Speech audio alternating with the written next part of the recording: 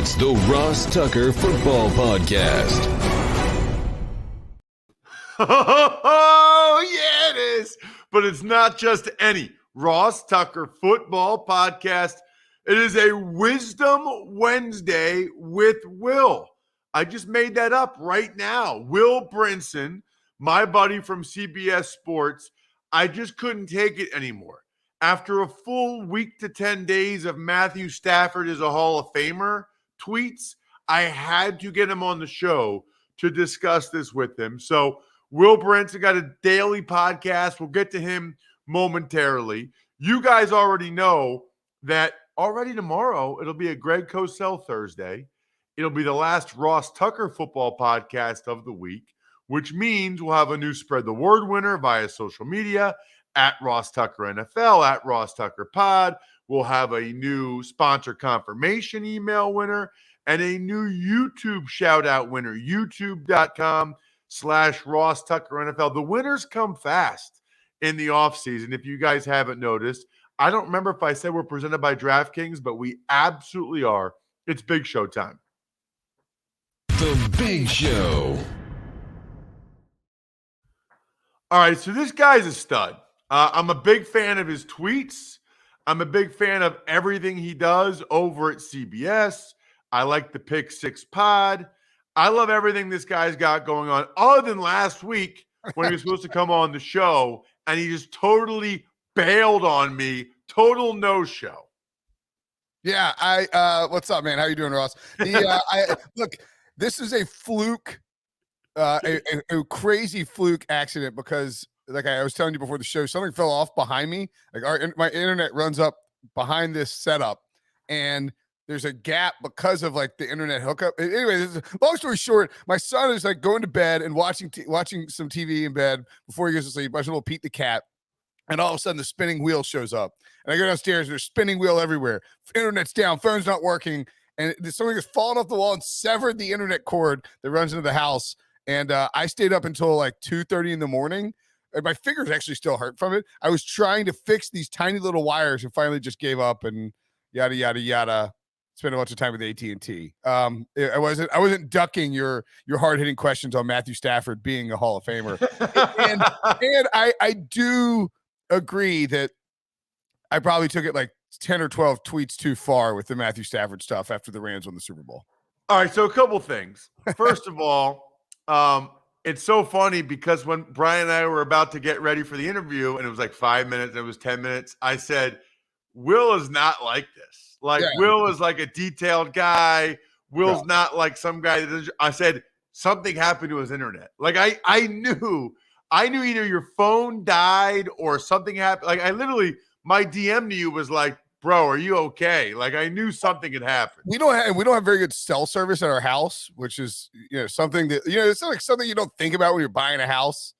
I mean, I guess you should, maybe I'm not detour-oriented. But like, you always think, like, it's fine. And so I was like trying to send out DMs or send out texts, and they're not going through. And it's just, and without the wireless, anyway, yes, that'll Dude, I'm just telling you right now, that is the first thing I check if I'm in a house now. Like, that is, yeah. Oh, me although, too. I mean, usually you have Wi-Fi or whatever. So anyway, let's get to the Stafford thing. So since when have you been such a big Stafford guy? Like, I know you're a Phillip Rivers guy, and he went to NC State. You went to NC State. I guess I'm curious initially about, like, the genesis of your Stafford. I don't remember this when he was with the Lions that much. Yeah, I mean, I think the thing with the, there's not a whole lot to tweet about with the Lions, right? This is not as, they're not, I mean, not that Phillip Rivers won any Super Bowls, but, the Lions were just, I mean, never really involved in it at all. I've just always loved Stafford, thought that his, I mean, I know the phrase arm talent is overused, but the dude has some of the best physical skill sets in the game. I've interviewed him a couple times. I interviewed him his rookie year, and I think he just comes off as a genuine and personable guy, Southern guy. So dig that too. Always thought that the way he went about his business in Detroit was really impressive. That he got a bad rap. I don't want to stump for Kirk Cousins too, but the whole idea, it's like, I can't beat anybody with the winning record and he can't win a playoff game. Talking about Stafford specifically, it's like, well, yeah, that's not a Stafford thing. That's a Detroit thing. I mean, they chased off Barry Sanders and Calvin Johnson, and Stafford's fighting through these injuries and battling. And, even when this team is dead in the water, he's still out there, playing with a bum shoulder in week 17. And then even how he handled the trade too. He didn't make a big stink out of it. He didn't leak stuff out through his agents, and he easily could have done that and got what he wanted. Instead, he went to the team and said, "Hey, man, I think I put in my time here. Would you guys want to trade me? I can't do this anymore, folks. Like, I'm going to go Stafford. I'm going to go Sanders or Megatron if you don't help me out here." So I've talked to him several times. In fact, before games, he is an awesome guy. He is a very genuine guy. Somehow we were talking about like childcare for his kids because I don't know. That's what we were talking about. Oh, because you saw was it Tracy Wolfson? Who was it? It was an Edie Kinkle-Bala was talking about. She took a photo. She was like, there's some technical difficulties. So Stafford and I, shot the bleep about kids for like infants for like 10 minutes. So he's just a guy. He's like a dad, Yes, exactly. All right. So I'm going to give you like sort of a blank slate here, open canvas to state your case for why you believe that Matthew Stafford is a Hall of Famer. So I think it is important to note that if Matthew Stafford walked away from football right now, that it would be a really, really difficult case to make because at the end of, and I still think he can get in, but at the end of the day, you have though I realize that I don't think Pro Bowls matter, but it's a counting stat, just like passing yards are, and he has one Pro Bowl. He has no All-Pro seasons, as Richard Sherman reminded me. And then you have, he has the Super Bowl. His numbers are such though, Ross, that I think that if he plays 3 or 4 more years with the Rams and, his age and performance and, modern medicine and all that, how long these guys play dictates that should be a pretty easy thing to do. And he's largely healthier those 3 or 4 years. And the Rams are a good football team. I don't know that he has to get another Super Bowl. Certainly another Super Bowl would cement it. But I think the 3 or 4 years, just the way that his numbers are going to add up over that time span. And it also would help, like I think he's going to get in the conversation as a top 5 quarterback if he's playing as well as he did last year, even with the 17 interceptions, 41 touchdown passes. You have Rodgers leaving soon. Brady's gone. It's sort of changing the landscape of the quarterbacks. I think that this sort of golden age for Matthew Stafford, where he lands on this, talented Rams team with great weapons, a good defense, a smart coaching staff. And I realize some of that is in flux, but it sounds like they want to, run it back for 2022. Because of all that, he's set up to really succeed in the twilight, the prime-ish twilight of his career. And I think that he'll end up, when he's done, when you look at the numbers, the stats, and the postseason accolades, when it's all said and done, it'll be not a fairly easy choice, but a pretty easy decision to put him in the Hall of Fame. Mike Sando had a good article about it on The Athletic, and I tend to agree. Like, there is probably to really pound the table for Stafford, there's probably a few more years of this that needs to happen. But the numbers should be pretty easy to obtain with a 17-game schedule and that offense and those weapons. So for me, I think it's when I was making the case last year, at the end of last year, when he was on the Lions, it was still a project. It's always a projection. You're not saying, like Aaron Donald, if he walks away today, Hall of Famer. Like he's done what he needs to do. Stafford, I think, just over the course of the rest of his career, will cement himself as somebody who should be in the Hall of Fame. And I get that there's people like, we're not putting all the quarterbacks in. I don't have to put all the quarterbacks in. Well, we shouldn't. Just because there are a lot more elite quarterbacks in this era, and it's not all the passing stuff. It really is like these guys watched Tom Brady growing up. They watched Peyton Manning growing up. It's sort of the Tiger Woods effect to that degree. And also, you have all these quarterback camps, right? There's just more good quarterbacks than there were in years past. I don't think that we should punish a generation, a more talented generation, just because fewer guys were Hall of Fame caliber, in the years prior to them. All right, so a couple things here. Number one, I'm glad to hear you say that it's a projection based on what you're anticipating over the next 3 or 4 years, because my buddy Dan Orlovsky is like, he's a lock Hall of Famer, like it's over. And I don't think he would get in the Hall of Fame at all if he retired tomorrow. Like I don't. It would be a really tough. Now, I mean, look, I don't. I mean, you just saw the class that just got in, right? I mean, don't get me wrong, Tony Baselli. You know, we like to give Pete Prisco a hard time about it, but Baselli's a Hall of Famer. You know, he's an elite player at his position. I mean, and I'm not knocking these guys. I'm just saying that the way that the Hall works with timing sometimes is very tricky with who can end up getting in and the politics involved and all that. But I tend to agree that if he retired today, it would be a really, really tough uphill battle for him to get in. Yeah. So let me ask you while we're on that, because I know this one is near and dear to your heart. Yeah. Is Phillip Rivers a Hall of Famer in your mind? I think so. You know, I think that when you look at the 2004 class, all three of those guys, Big Ben is a no-brainer, right? Oh, let me ask you this. Let me ask you this. This is we talked about this on the Pick Six pod, and Ryan Wilson he's a Steelers fan, so he got so mad at me when I suggested this. Big Ben and Tom Brady retired the same year. Assuming that Tom Brady doesn't come back and play for 14 more years with the 49ers or something, does Big Ben get in on the first ballot Hall of Fame?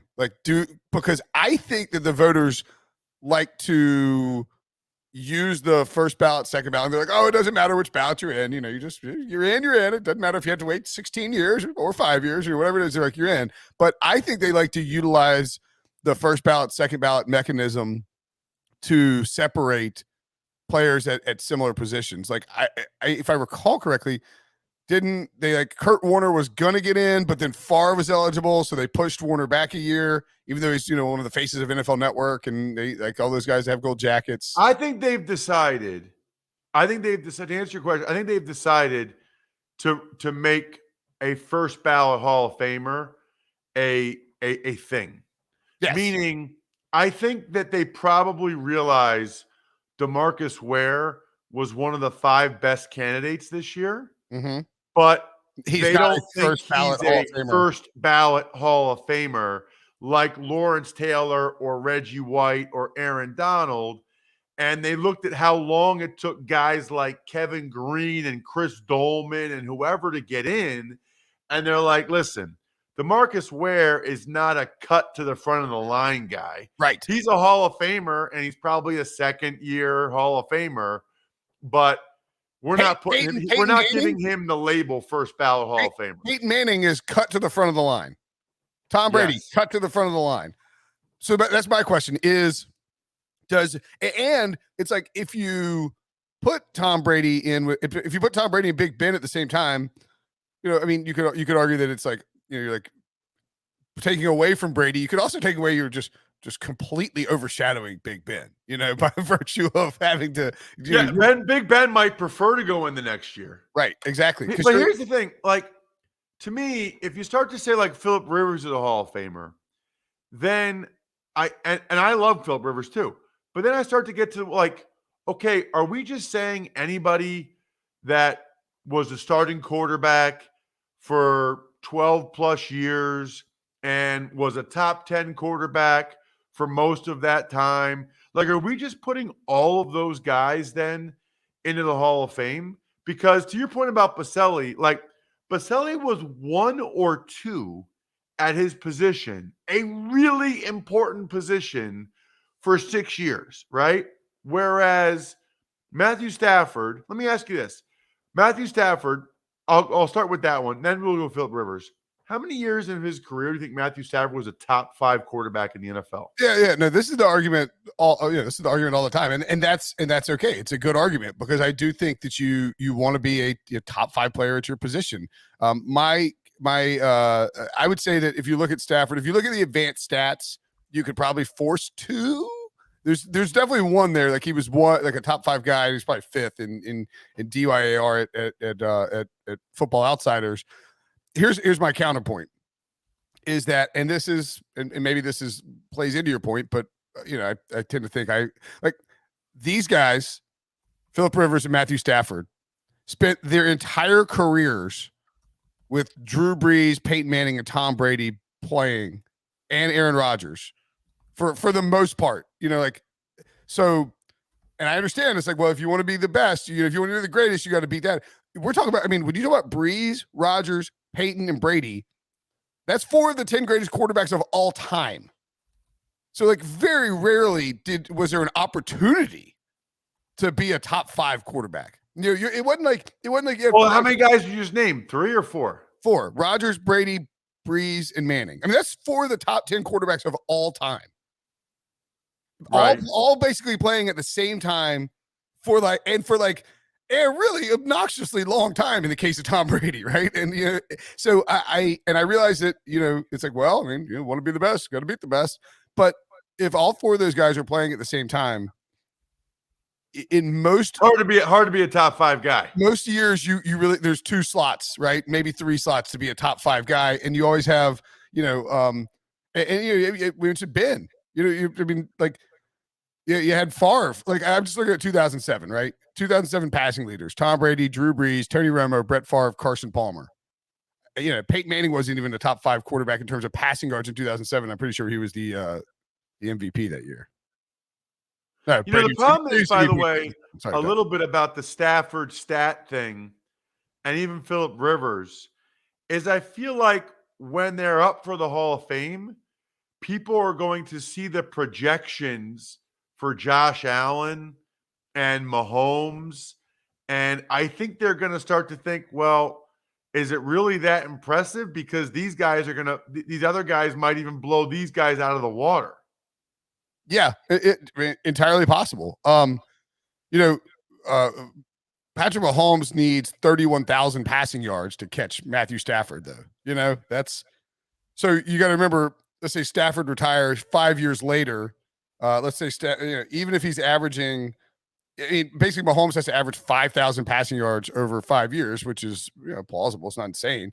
To really to even make up significant ground while Stafford is waiting for the thing. And the other thing too is like, so Peyton Manning, not that Peyton Manning is. We don't have to discuss Peyton Manning or whether or not he's worthy of the Hall of Fame, or it's a quick 2-minute discussion. But my point being is that with Manning, nobody says 1.5 times Super Bowl winner, right? Even though he limped to the finish with that, he didn't. He was integral to the team in 2015, but it wasn't. They didn't win the Super Bowl because Peyton Manning was incredible. He got benched for Brock Osweiler. He's still a 2-time Super Bowl winner, Peyton Manning. Once you get far enough removed from the moment and the arguments that happened in the moment, we sort of forget about it to a certain extent. So I think if Stafford finishes, so he's at 49,995 passing yards. Let's say he plays 4 more years and averages 4,800 yards. That's another 19,020 or 19,200, excuse me. That would put him at 69,195 passing yards, which would be 5th all time behind just Tom Brady, Drew Brees, Peyton Manning, and Brett Favre. And I realize it's a passing era. I know it's counting stats and all that. But if you look at the top 14 guys, you look at top 15 if you want, in terms of passing yards, the only guys who aren't in the Hall of Fame are Brady, Brees, they're locks. Roethlisberger, he's getting in. Rivers, I think, is a close one. Matt Ryan, Eli Manning. I think Eli is a lock to get in, even though I would put him 3rd quarterback in that class. Rodgers, lock to get in, and then Stafford, and then Carson Palmer too, who's like I think okay. Here's my question. Right now, even with your Stafford projections, 4 more years, let's say, who do you think who would you stump for the most between Rivers, Stafford, and Eli Manning? Oh, Eli is it's the thing. It's like, I guess people are like, when you start making these arguments, people are like, and this is not answering the question, but people are like, how many All-Pros does Matthew Stafford have? It's like, well, Drew Brees, and this goes back to the point about how hard it is. You have to be the number 1 quarterback in football to be All-Pro. Drew Brees, Big Ben, and Eli Manning all three of whom we think are probably getting in the Hall of Fame, have one All-Pro between them. One. Like, that's how hard it is to be it's not, being a top 5 quarterback isn't easy in this era. I mean, I think Rivers deserves to get in over Eli. I don't think it'll happen because Eli has the 2 rings and his last name is Manning. Like I said, Stafford, I think Stafford, I think that Super Bowl ring trumps a lot of stuff. Like the fact that Rivers never won one, even though he had to play in the AFC with Tom Brady, never even got to one.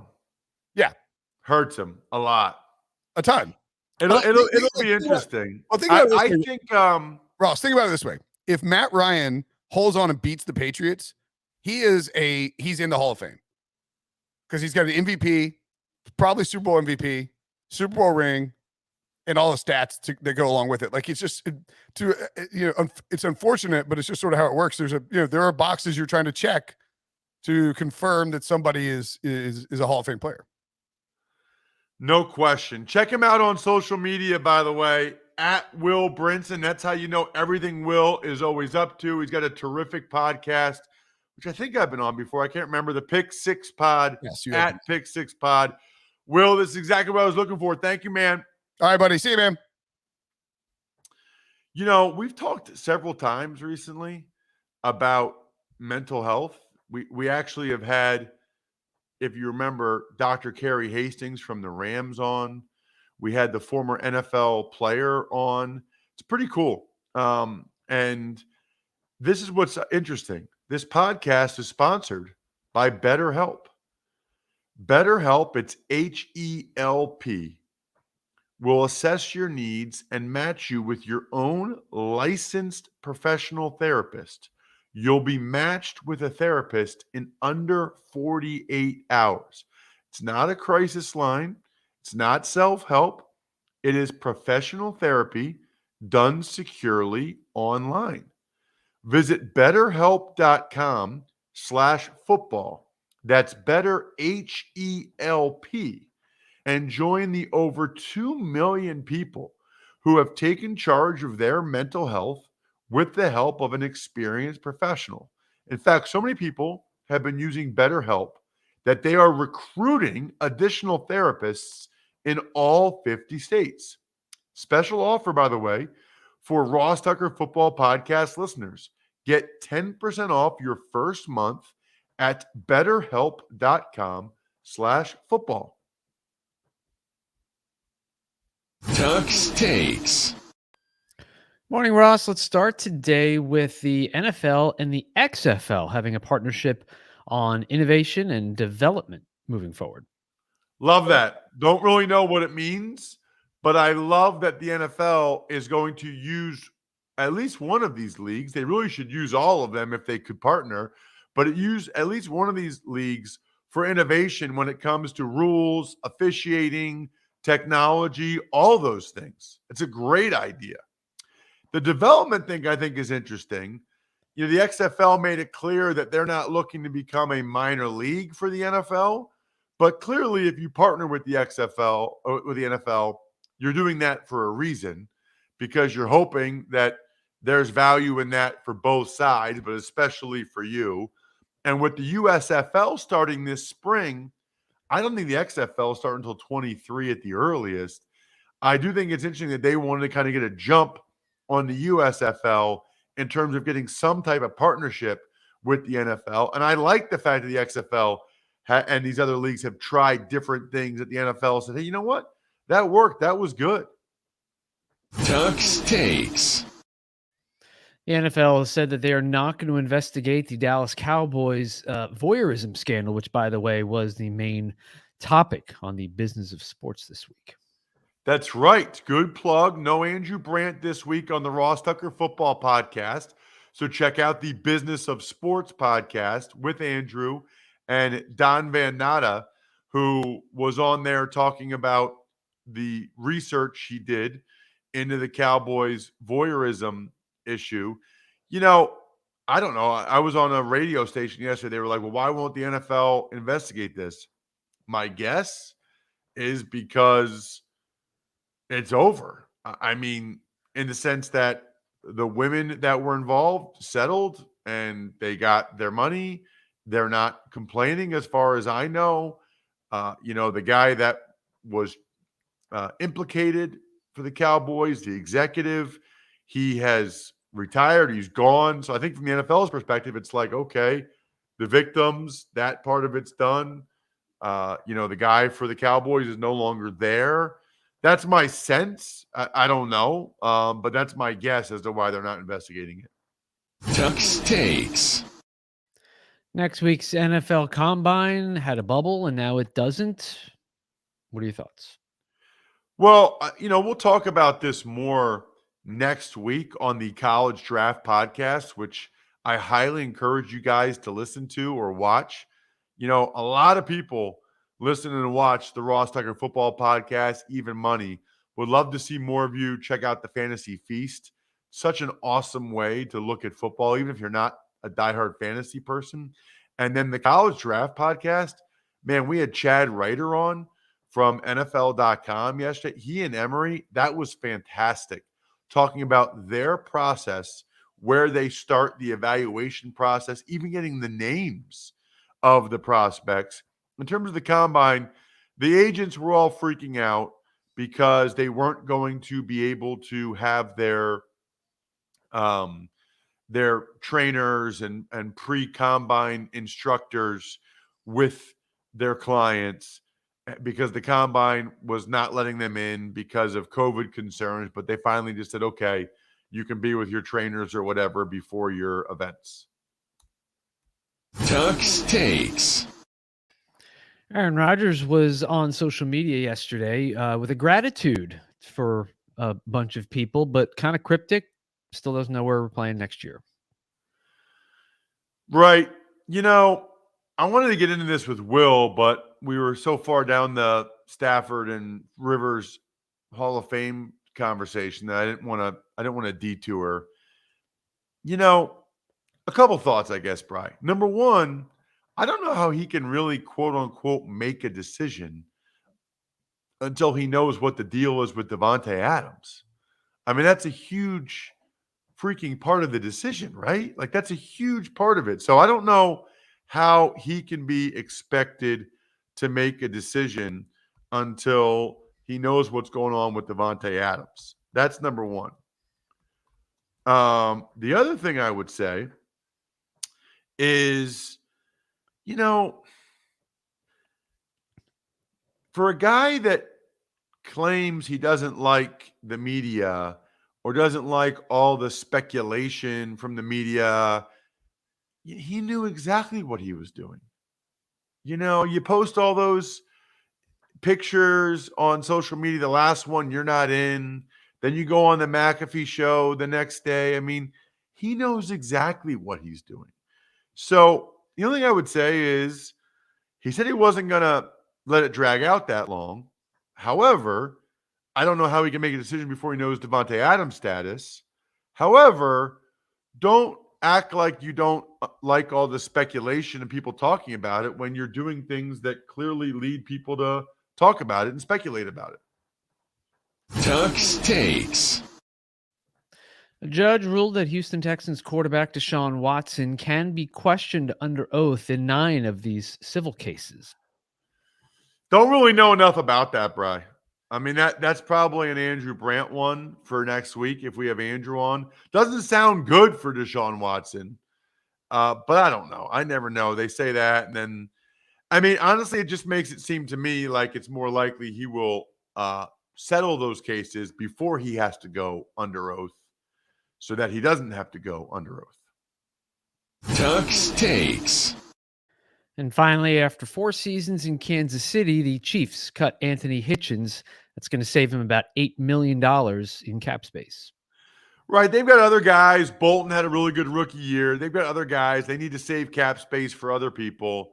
Hitchens is a fine player, but they can save over $8 million. They're going to do it. They cut him loose now so he can get on the market earlier. That's really doing him a solid, which I like that Brett Veach did that. Just like I like all of our patrons, patreon.com/RT Media, including The I Think We're Done Here members, they get a shout out at the end of every show. Pizza Boy Brewing, Sporticulture, Vision Comics with an X, HumanHeadNYC.com, SteakhouseSports.com, and as a reminder, the greatest birthday and anniversary gift of all time, MyFrontPageStory.com. If you get a birthday or anniversary coming up, or you can just get a big jump on Mother's Day. Other than that, we got the Fantasy Feast today. Even money yesterday was awesome. I think we're done here. Thanks for listening to the Ross Tucker Football Podcast. Make sure to also subscribe to the Fantasy Feast, Even Money, Business of Sports, and College Draft. All available at Apple Podcasts, rosstucker.com, or wherever podcasts can be found. A lot of times on the show, I mentioned DraftKings. Here's what you need to know. You got to be 21 or older, New Jersey, Indiana, or Pennsylvania only. New customers only. Restrictions apply. See DraftKings.com/sportsbook for details. Gambling problem, call 1-800-GAMBLER, or in Indiana, 1-800-9-WITH-IT. By the way, if what I was talking about included a deposit bonus, doesn't always, sometimes it does. Deposit bonus requires 25 times playthrough, and deposit bonuses are paid out in site credit.